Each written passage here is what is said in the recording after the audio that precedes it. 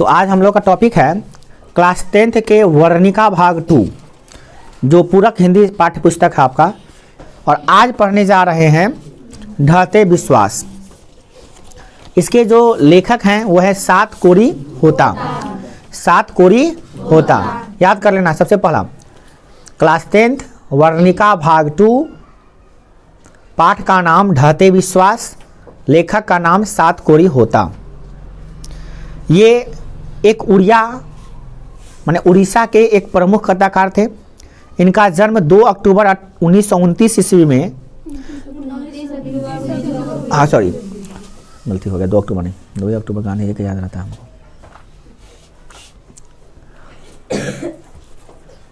Sorry, सात कोरी होता। इनका जन्म 29 अक्टूबर 1929 ईस्वी को उड़ीसा के मयूरभंज जो जिला है उसी के अंतर्गत किसी ग्राम में हुआ था। अब तक 1 दर्जन से भी अधिक पुस्तकें प्रकाशित हो चुकी हैं इनकी, जो ज़्यादातर उड़िया भाषा में प्रकाशित हुई हैं। उड़ीसा के थे तो स्वाभाविक है कि उड़िया भाषा ही लिखेंगे। जैसे बिहार में है तो बिहारी, महाराष्ट्र में है तो मराठी, गुजरात में है गुजराती, तो उड़ीसा में है तो कौन भाषा सीखिएगा? उड़िया। तो उड़िया भाषा में ही अपनी कहानियों को ये लिखा करते थे। इनकी कथा साहित्य में उड़िया का जीवन गहरी आंतरिकता के साथ प्रकट हुआ है। उड़ीसा का जनजीवन कैसा होता है, उड़ीसा के लोगों का जीवन यापन कैसे होता है, इनकी कहानियों में बड़ा अच्छा ढंग से देखने को मिलता है। इनकी कहानियों को जब पढ़िएगा तो आपको यह एहसास हो जाएगा कि उड़ीसा का जनजीवन कैसा है, उड़ीसा के लोगों का जीवन यापन कैसा है। ये सब अच्छा ढंग से आपको समझ में आएगा। जैसे आप इस कहानी को पढ़े हैं या पढ़ते हैं ढहते विश्वास, तो आपको यह पूरा बात समझ में आएगा कि एक बाढ़ ग्रसित क्षेत्र में जीवन यापन करना कितना कठिन होता है। ये जो बाढ़ ग्रसित क्षेत्र हैं ये बहुत ही दयनीय एकदम भयावह स्थिति लाती है। बाढ़ शब्द तो बहुत छोटा है, बाढ़ लगता नहीं है कि बड़ा भयानक परिणाम होगा इसका, मगर जितना शब्द छोटा है इसका परिणाम उतना ही बड़ा होता है।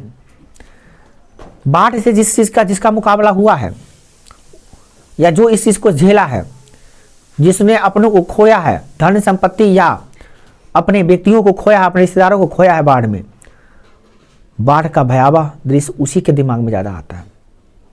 आम लोगों के जीवन में बाढ़ का कोई मतलब बुझे नहीं करता कि बाढ़ नॉर्मल बात समझता है। वो ये नॉर्मल बात नहीं है। इस पाठ को पढ़ते हैं बड़ी विषमता के साथ, टकटकी लगाकर हम इस पाठ को पढ़ते हैं और समझते जाते और अब कहीं कहीं तो आंखें नम हो जाती हैं और कहीं से नम आंखों में टपक जाते हैं आंसू हमारे। अगर ठीक से फील कीजिएगा, इस कहानी को महसूस कीजिएगा, तो कई ऐसे दृश्य कवि ने, लेखक ने प्रस्तुत किया है जिसको आप पढ़िएगा तो आपके आंखों से आंसू ऑटोमेटिक निकल जाएंगे। तो ये कहानीकार की सबसे बड़ी उपलब्धि हो जाता है कि अपने पाठक को वह फील करा देना जो वो फील कर रहा है। उड़िया के प्रमुख कथाकार सात कोरी होता। चलिए कहानी का सारांश जानते हैं। उड़िया के प्रमुख कथाकार सात कोरी होता द्वारा रचित ढहते विश्वास शीर्षक कहानी एक चर्चित कहानी है। इस कहानी में मानवीय मूल्यों के सफल अंकन किया गया है।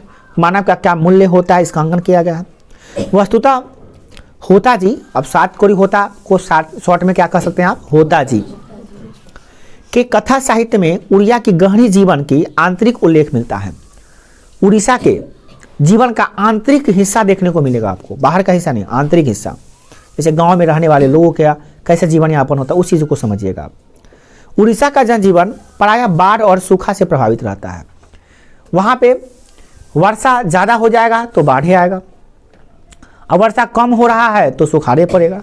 यानी उड़ीसा में या तो सुखाड़ पड़ता है या तो बाढ़ आती है। इस कहानी में बाढ़ से प्रभावित लोगों के जीवन शैली के साथ साथ एक माँ के वात्सल्यता का चित्रण भी मिलता है। एक माँ अपने बच्चे से किस प्रकार से प्रेम करती है, इसको भी इस कहानी पर पढ़ने पर हमको पता चलता है कि किस प्रकार से एक माँ जो अपने बच्चे के लिए किस प्रकार से स्नेह करती है, किस प्रकार से पागल की तरह बिहेव करती है, ये भी देखने को मिलेगा आपको। इस कहानी की प्रमुख जो पात्रा है या पात्र कह लीजिए, वह लक्ष्मी है। उसका जो पति है वो कोलकाता गया हुआ नौकरी करता है, परंतु पति के पैसे से उसकी गृहस्थी नहीं चलती है। पति उतना पैसा नहीं भेजता है जिससे घर बार चल पाए। इसीलिए वह तहसीलदार साहब जो है उसके घर में काम करती हैं, अपना जीवन यापन करती हैं, क्योंकि तहसीलदार के यहाँ जब घर में जाती है, पोछा झाड़ू बर्तन लगाती है, करती है, तो उसके बदले में कुछ पैसे मिलते हैं या कुछ मेहनता मिलता है, उसी से अपने परिवार की देख रेख और पालन पोषण वो करती है। इससे पता चलता है क्या कि लक्ष्मी एक बहुत ही सभ्य भारतीय नारी है, जो अपने पति के पर आश्रित नहीं है कि पति पैसा भेजेगा तो हमारा जीवन यापन होगा। एक मिनट, थोड़ा सा पिता। इस प्रकार से इनका जो जीवन यापन मतलब बहुत ही कठिन था होता है। किसी भी स्त्री के लिए पति का ना होना या पति से इंडिपेंडेंट होना एक स्त्री के लिए सबसे कठिन कार्य होता है, और हमें परिवार का भरण पोषण करना, बाल बच्चा, खेती भी करवाती है ये, समझिए। पति के पैसे से गृहस्थी नहीं चला तो क्या कर रहा है, तहसीलदार के यहाँ क्या कर रही है, परीक्षा पूछता है किसके यहाँ काम कर रही है, देवी नदी के तट पे बसा हुआ उसका गांव है। नदी कौन है, देवी, देवी नहीं देवी है, ब है। उसी के तट पर मतलब किनारे में, जैसे कि ना बागमती नदी के किनारे बसा हुआ मोहारी है ना, मोहारी है धर्मपुर है ना, उसके तटे पे ना है, उसी प्रकार से वो बसा हुआ गांव है। यह मतलब कि गांव हमेशा बाढ़ से प्रभावित रहता है, हमेशा इस गांव में बाढ़ आती है। इस वर्ष उसे सूखे के साथ साथ बाढ़ का प्रकोप भी सहना पड़ता है। कभी कभी तो ऐसा आता है, इस साल भी ऐसा हुआ है, और ऐसा होता है कि पहले तो खूब सुखाड़ रहेगा, धान रोपा गया है, धान में पूरा एकदम दरार पड़ रहा है, पानी नहीं है, फिर उसके बाद बांध जब टूटेगा तो पानी इतना आएगा कि धान दिखाई नहीं देगा, खाली पानी दिखाई देगा। पहले धूप से सूख रहा था, अब बाद में डूब रहा है, ऐसी स्थिति आती है वहाँ पे, ठीक है। लगातार वर्षा होने के कारण से नदी का बांध टूट जाता है। जैसे जैसे वर्षा बढ़ती जाती है, लोगों का जो शरीर से जो है ना दिल निकलते जाता है, उसका विश्वास टूटते जाता है, ढहते जाता है।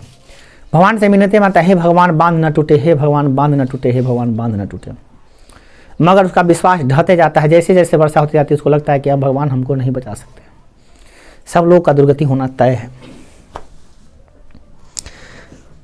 बाढ़ के विकराल, जब बांध टूट जाता है, देखिएगा अचानक रात को बांध टूटती है, बाढ़ की विकरालता जन जन के को निशेष करने लगती है, मतलब लोग छित्र बित्र हो जाता है एकदम, क्या कहें।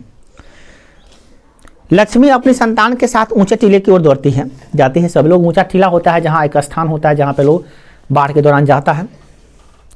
देखते देखते उसके पानी जो है ना एड़ी से घुटने तक, घुटने से जांग, जांग से ऊपर पूरा आते आते पूरा गर्दन तक पहुंच जाता है पानी।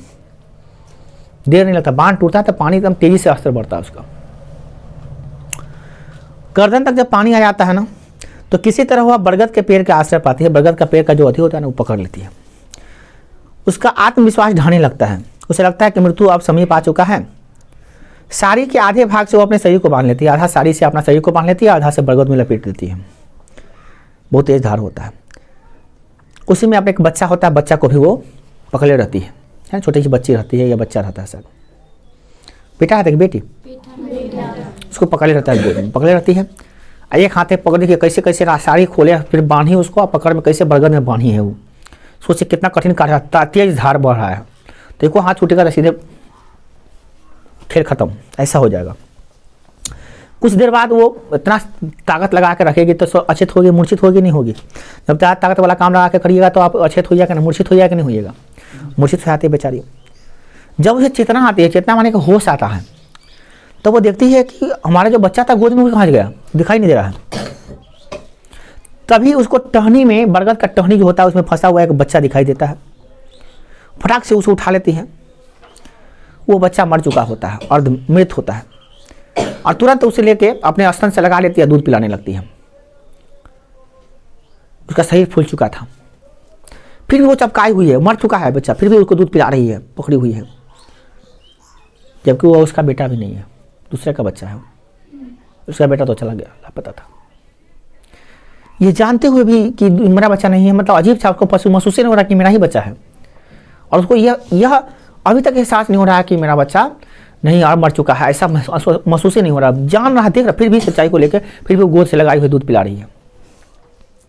एक माँ के लिए ये समझाना बड़ी कठिन होता है कि उसका बेटा मर गया। एक बेटा समझा लेता है उसकी माँ मर गई है तो समझा सकता है, 2-4 दिन रो के बाद ठीक हो जाएगा वो। 2-4 दिन रोने के बाद तो ठीक हो जाएगा, बेटा भूल जाएगा या थोड़ा थोड़ा याद कर आएगा भी तो उसको भुला देगा। मगर एक माँ जीते जी कभी बर्दाश्त नहीं कर सकती उसका बेटा मर गया, वो कभी जिंदगी में नहीं भुला सकती है, मरते आखिरी सांस तक नहीं भुला सकती है। वो जिंदा लाश की तरह हो जाती है जब उसका बेटा खो जाता है या मर जाता है तो। और वही हाल उसका हो जाता है लक्ष्मी का। देखिए उस समय उसके ममतत्व कितना था गहरा कि दूसरे के बच्चों को भी नहीं समझती है कि वो दूसरा का बच्चा है। एक मरे हुए मृत शारीरिक बालक को भी वो अपने गोद से लगाकर दूध पिलाती है। ये एक बहुत बड़ी माँ की ममता को दर्शाता है कि माँ की कितनी बड़ी गहरी ममता होती है। वैसे इस कहानी के द्वारा लेखक मानव के मूल्यों को दर्शाने की कोशिश की है कि मानव किस प्रकार से क्या मूल्य होता है। एक गरीब गांव में बाढ़ का क्या प्रकोप होता है, उसमें लोगों का क्या महत्व होता है, कीड़े मकोड़े की तरह महत्व होता है। जैसे कीड़े मकोड़े दह जाते हैं, मर जाते हैं, कोई पूछने वाला नहीं है, कोई जानने वाला नहीं है, कोई बचाने वाला नहीं है। ठीक उसी तरह से एक गरीब गांव में और खासकर बाढ़ प्रकोप वाले गांव में जीना होता है। मर जाइएगा, डह जाइएगा, कोई आपको पूछने भी नहीं जा रहा है, कोई बचाने भी नहीं जा रहा, ऐसी स्थिति आ जाती है।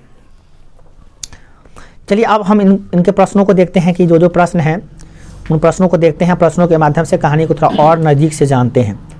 प्रश्न को पढ़ने से हम क्या करेंगे, कहानी को और अच्छा से जान पाएंगे। सबसे पहला प्रश्न है, लक्ष्मी कौन थी, उसकी पारिवारिक परिस्थिति का चित्र प्रस्तुत कीजिए। देखिए लक्ष्मी कौन थी तो इसका जवाब लिखिएगा, लक्ष्मी ढहते विश्वास लिखिएगा तो इन्वर्टेड कॉमा लिखिएगा, ऊपर से ऐसे 2 कॉमा लगा के लिखिएगा। ढहते जो भी कहानी का नाम लिखिएगा, आप लोग नहीं लिख रहे थे, देखे थे टेस्ट में कुछ बच्चे ही 1-2 लिखे थे, बाकी सब नहीं। जब भी कहानी का नाम आता है किसी भी प्रश्न उत्तर में तो उसके ऊपर से इन्वर्टेड कॉमा लगता है। क्या लगता है? इन्वर्टेड कॉमा, ब्रैकेट में नहीं करना है, कॉमा लगाना है, ऐसे ऐसे, है ना। ढहते विश्वास ऐसे इस तरह से देखिए कितना लगा हुआ है, दिखाई दे रहा है।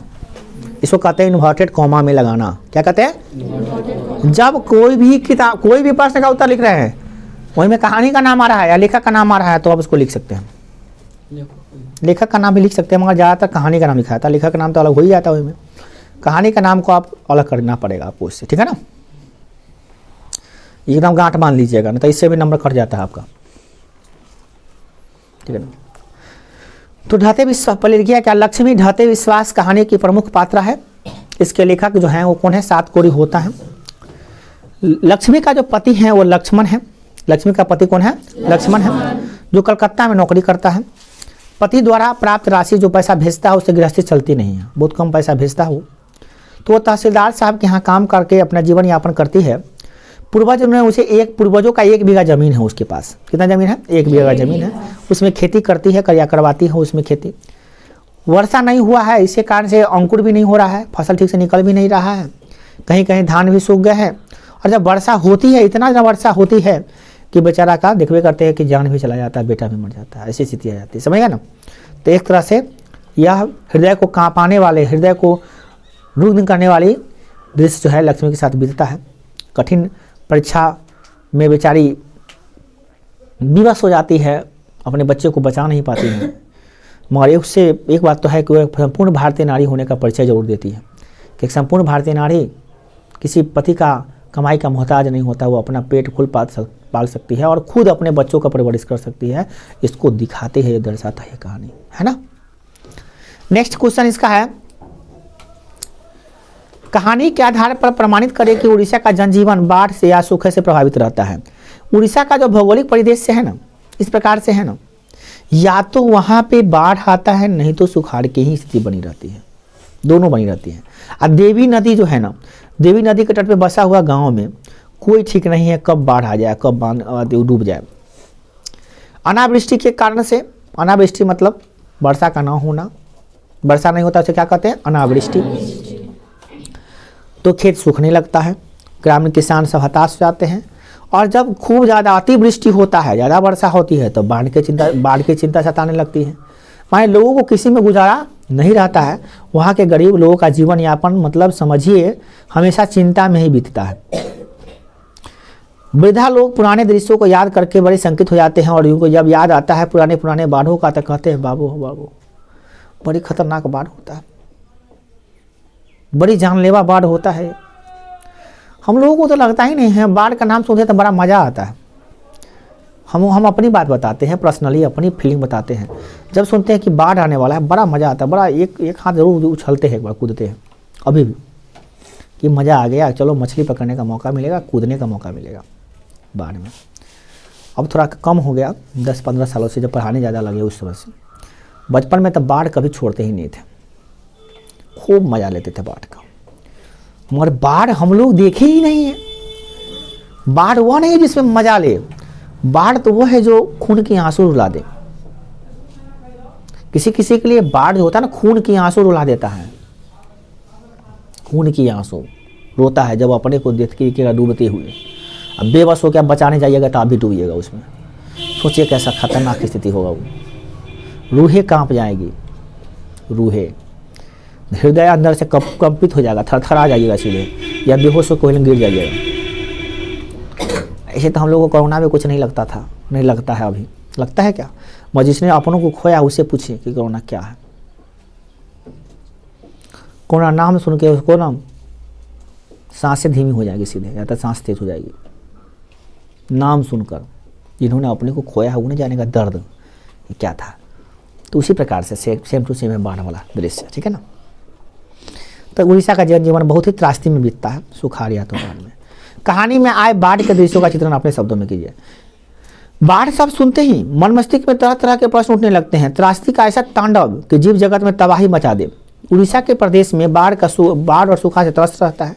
यहाँ कहानी में जो बाढ़ का चित्र दिया गया है उसमें देवी नदी के किनारे जो बसा हुआ गांव है वह बाढ़ के चपेट में आता है।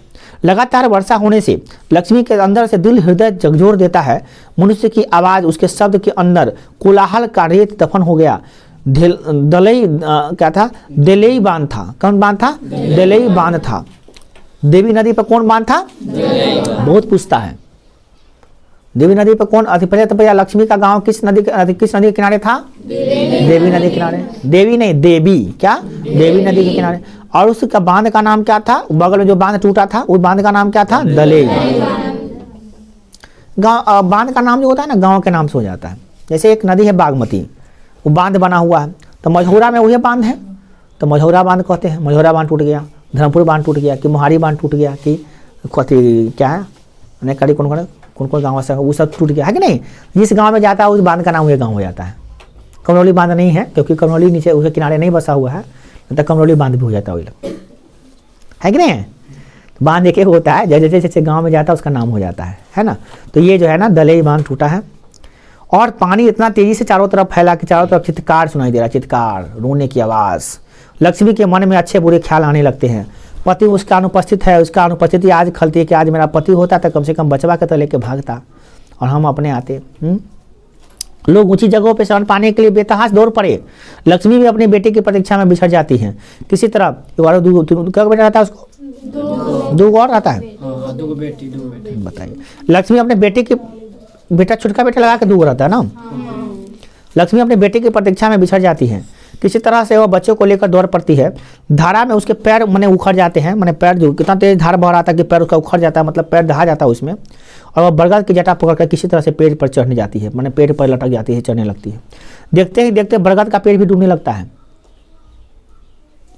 पानी 1 मंजिल 2 मंजिल नहीं आता, बहुत बड़ा भयंकर पानी आता है, 10-20 फीट पानी ज़्यादा आता है, डूबने लगता है। लक्ष्मी अपनी साड़ी का आधा भाग कमर में बांध लेती है और उसको पैर में लपेट लेती है और कुछ समय के लिए अचेत हो जाती है। जब उसका होश आता है तो देखती है कि उसकी गोद में बेटा ही उसका नहीं है और अनिहार से ढूंढने लगती है। तभी उसको बरगद के शाखा में फंसा हुआ एक बच्चा मिलता है और उसको शरीर फूला हुआ था और वो मृत था, फिर भी उसको उठा के अपने स्तन से लगा लेती है और दूध पिलाने लगती है। तो कहीं ना कहीं उसकी ममता को दिखाने का एक प्रयास किए हैं कवि। ये लेखक बताना चाहे हैं कि किस प्रकार से माँ जो है अपने बच्चे से प्रेम करती है ना। अगला है कहानी के शीर्षक की सार्थकता विचार कीजिए। कहानी का शीर्षक जो है ना एकदम कहानी की धुरी होती है, उसी के इर्द गिर्द चारों तरफ कहानी का ताना बाना बुना जाता है। हर पाठ में आप लिखिएगा इसी ऐसे ही है। ये शीर्षक की रचना जो है ना काफ़ी व्यापक रूप से परिलक्षित होती है। शीर्षक में रचनाकार बड़ा अच्छा ढंग से घटना स्थल, उद्देश्य और मुख्य बिंदु के विचार करके तब इस शीर्षक का नाम दिए हैं। उसका नाम क्या रखे हैं? ढहते विश्वास, जो काफ़ी सटीक है। जैसे जैसे ढहता विश्वास, कैसे ढहते विश्वास का मतलब क्या है? विश्वास का टूटना।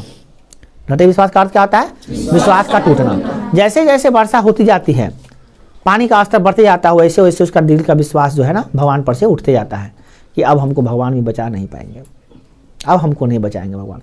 भगवान पर से उसका विश्वास जो है लक्ष्मी का उठते जाता है। अब भगवान कहे कि भगवान ना, भगवान है ना, भगवान होते तो अभी रक्षा ना करते।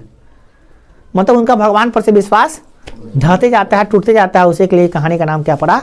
ढहते विश्वास। एकदम सटीक है, कहीं से भी कोई इसमें चेंजिंग करने का कोई भी जरूरत नहीं है। चलिए नेक्स्ट प्रश्न देखते हैं हम। लक्ष्मी का व्यक्तित्व पर विचार डालिए, मैंने प्रकाश डालना है कि लक्ष्मी कैसी थी, उसके विचार कीजिए अपना इसमें। तो लक्ष्मी ढहते विश्वास कहानी की प्रमुख पात्रा है, नायिका भी है, प्रधान नायिका है वो। नायिका मतलब हीरोइन, हीरो तो नहीं है इसमें कोई। वह इस कहानी का केंद्रीय चरित्र है, मेन भाग है इस कहानी का। एक नारी का स्वरूप दिखाता है इसमें, दिखने को मिलता है इसमें। जीवन रूपी रथ पर एक चक्र पर होने वाली पत्नी की भंगिमा लक्ष्मी प्रतिनिधित्व करती है। उसका पति अगर होता तो हम कहते 2 पहियों पर चलने वाला रथ है। उसका पति उसका साथ बढ़िया से नहीं दे रहा, कलकत्ता गया, कुछ पैसे भेज देता है। कलकत्तिया जाइएगा तो यही हाल होगा। बंगलिनिया भी होता है बंगाल के, बंगलिनिया कहिए या कलकत्तिया कहिए, दोनों। तो इस कहानी में क्या होता है? एक रथ रूपी माने एक पहिया पे बेचारी चलती है और वो अपने पति पर आशा भी अब छोड़ चुकी है। ज़्यादा आशा भी नहीं करती है। अगर आशा करती तो तहसीलदार यहाँ काम करती, बर्तन पोछा करती है, वहाँ पे झाड़ू लगाने जाती है, उसके बदले में एवज में जो पैसा मिलता है उससे घर परिवार चलाती है वो, उसी से खेती बाड़ी करती है 1 बीघा में। मगर अपने पति पर ज़्यादा आशा भी वो नहीं करती है। अपने घर का ऐसा नहीं कि घर बार छोड़ के वो भी निकल जाती कहीं, नहीं, अपने बच्चों का लालन पालन करने के लिए वहाँ से वो मतलब अकेले अपना बच्चों को, मतलब 4-4 बच्चों को प्रतिपाल करने के लिए वो तैयार होती है। ठीक है ना? बहुत बड़ी बात है, बहुत बड़ी बात है एक स्त्री के लिए पति का मतलब बहुत ही माने लक्ष्मी का किरदार हमको लग रहा है कि एकदम स्वतंत्र कर्तव्यनिष्ठ भारतीय नारी का परिचय दी है वो।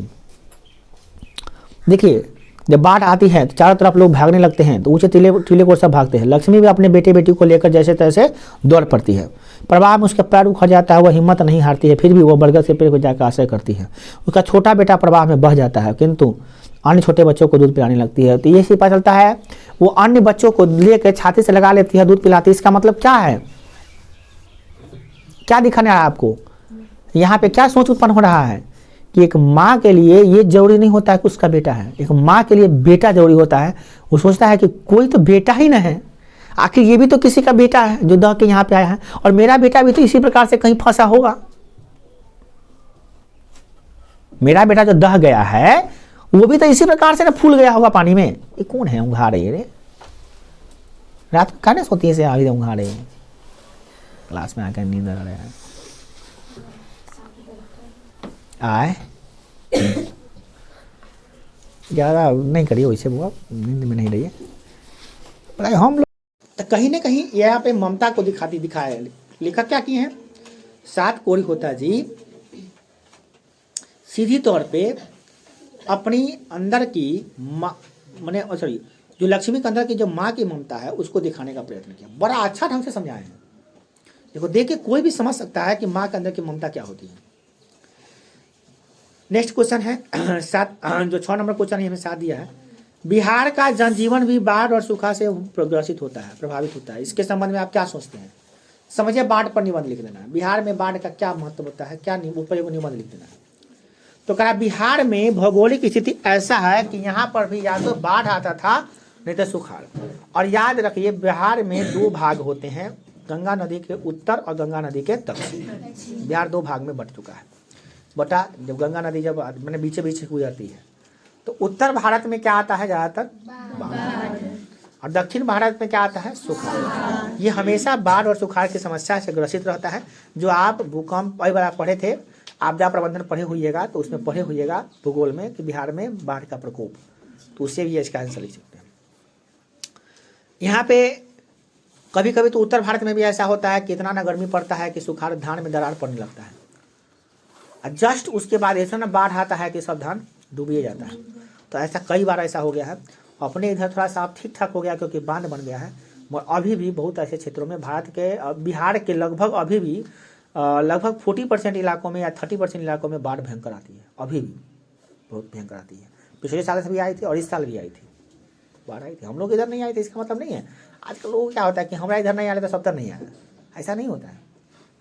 बिहार बहुत बड़ा है ना, बिहार बहुत बड़ा राज्य है, 6 दिल्ली समा जाएगा बिहार में अकेला। अकेला बिहार जो है, बिहार का क्षेत्रफल दिल्ली के क्षेत्रफल से 6 गुना बड़ा है। अब बताइए, समझ रहे हैं? बिहार छोटा वाला राज्य थोड़ी ना है, बिहार भी राज्य है। मैं ज़्यादा छोटा कह सकते हैं, ज़्यादा बड़ा कह सकते हैं।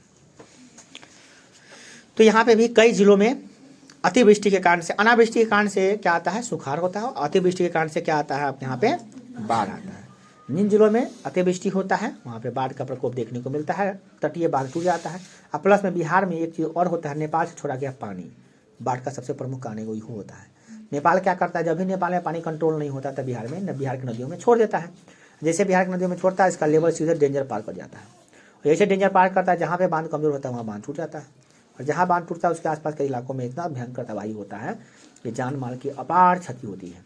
सरकार की सारी योजना ध्वस्त हो जाती है, सारा बनाया हुआ सड़क नाला जाम सब खत्म, स्कूल हॉस्पिटल सब क्या है।